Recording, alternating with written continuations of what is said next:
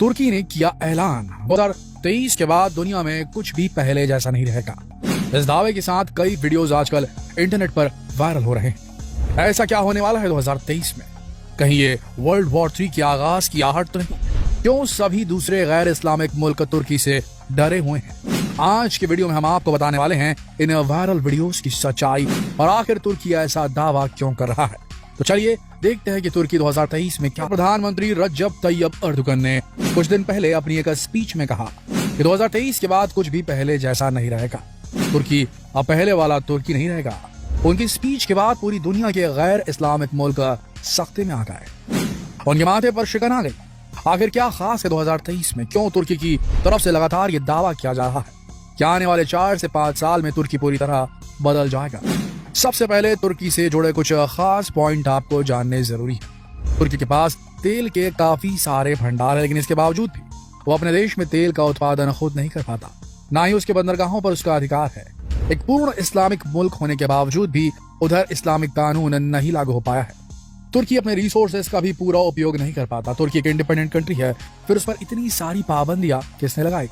और ऐसी क्या मजबूरी है कि तुर्की सालों से पाबंदियां बर्दाश्त कर रहा है? काफी सारे सवाल होंगे आपके जहन में, तो चलिए इन सवालों के जवाब जानने की कोशिश करते हैं। इस पूरी कहानी को समझने के लिए हमें इसकी तह में जाना होगा, यानी कि 100 साल पहले 1923 के तुर्की में। वैसे इस कहानी की शुरुआत होती है फर्स्ट वर्ल्ड वॉर यानी 1914 से। फर्स्ट वर्ल्ड वॉर ने दुनिया के कई देशों को काफी कमजोर कर दिया था। करोड़ों लोग अपनी जान गंवा चुके थे। ये वो वक्त था जब तुर्की दुनिया का सबसे बड़ा मुस्लिम देश था। गैर इस्लामिक मुल्कों को ये एकदम सही वक्त लगा जब वो तुर्की की ताकत को कम कर सकते थे, और इसी के चलते दुनिया की सबसे बड़ी मुस्लिम हुकूमत खिलाफत उस्मानिया को बर्बाद कर दिया गया। लेकिन इतनी बड़ी और मजबूत रियासत को खत्म करना आसान काम नहीं था। इसके लिए कई साल पहले से साजिशें की जा रही थी, और इसमें उनका साथ दिया खिलाफत उस्मानिया के कुछ गद्दारों और जासूसों ने। अगर आपने अर्तुगरुल गाजी सीरियल देखा है तो आप समझ सकते हैं कि आज से कई साल पहले किस तरह का माहौल था, क्योंकि मुस्लिम रियासतें काफी मजबूत हुआ करती थी। इसलिए कोई भी दुश्मन उनका सीधे सीधे मुकाबला करने की हिम्मत नहीं करता था, बल्कि इसके लिए वो कई जाल बिछाते थे। अपने जासूसों को उनके दरबार में भेजते थे और गद्दारों को खरीद लिया करते थे ताकि वो उनके हुकूमत के राज बता सके। 1923 में भी कुछ ऐसा ही नजारा देखने को मिला, जब तुर्की के लोगों ने ही अपने देश के साथ गद्दारियां की और उनके अंदर मौजूद ईसाई और यहूदी जासूसों ने उन्हें काफी हद तक कमजोर कर दिया था। जैसे ही दुश्मन को यह अंदेशा हुआ कि खिलाफत उस्मानिया कमजोर पड़ रही है, उन्होंने अपना शिकंजा कसना शुरू कर दिया।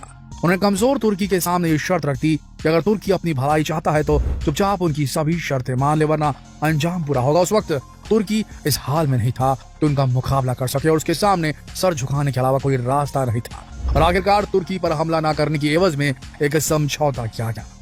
इस समझौते को लोजान के नाम से भी जाना जाता है। इस समझौता पूरी तरह से तुर्की को बर्बाद करने के लिए तैयार किया गया था।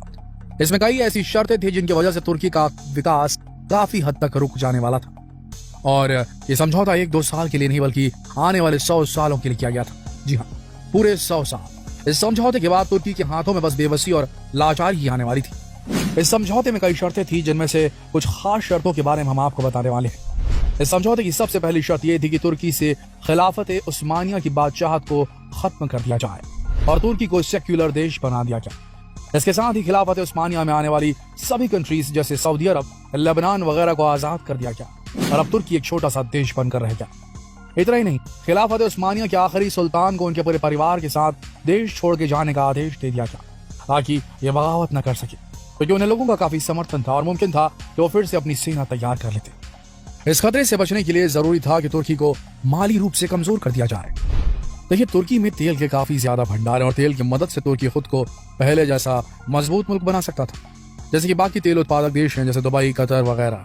इसलिए उस समझौते में ये शर्त भी रखी गई कि आने वाले 100 सालों तक तुर्की खुद अपने देश से तेल नहीं निकालेगा। इतना ही नहीं, तुर्की एक ऐसा देश है जहाँ एशिया और यूरोप दोनों की सीमाएं मिलती है, इसलिए यहाँ के बंदरगाह से कई जहाज बिजनेस के लिए निकलते थे। लेकिन समझौते में कानून बना दिया गया कि इस बंदरगाह पर तुर्की का कोई हक नहीं होगा, बल्कि अब यह पूरी दुनिया के लिए खुला रहेगा। तुर्की अगले 100 सालों तक इन बंदरगाहों से गुजरने वाले जहाजों से कोई टैक्स वसूल नहीं कर पाएगा। ये तो बस कुछ ही शर्तें हैं जिन्हें सुनकर आप समझ गए होंगे कि समझौता पूरी तरह से तुर्की की कमर तोड़ने के लिए ही तैयार किया गया था। लेकिन तुर्की के सब्र के दिन अब पूरे होने वाले हैं, क्योंकि उसकी 100 साल की मियाद पूरी होने जा रही है। 2023 में ये समझौता रद्द हो जाएगा, यानी कि 2023 तुर्की के लिए एक नई आजादी और तरक्की की सुबह लेकर आने वाला है। अब वो अपने कुओं से तेल भी निकाल पाएगा, अपने बंदरगाहों पर अपने नियम और टैक्स लागू कर पाएगा और इस तरह